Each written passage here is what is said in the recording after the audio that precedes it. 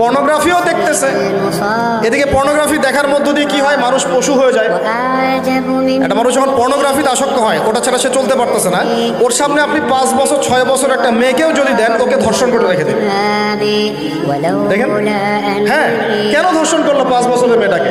এটা কি সম্ভব? 5 বছর একটা মেয়ের সাথে কি মানে সেক্সুয়াল কোনো সম্পর্ক সম্ভব? কিভাবে করতে পারলো? বিকজ পর্ন দেখে দেখে ওটা মাথাটাও নষ্ট হয়ে গেছে।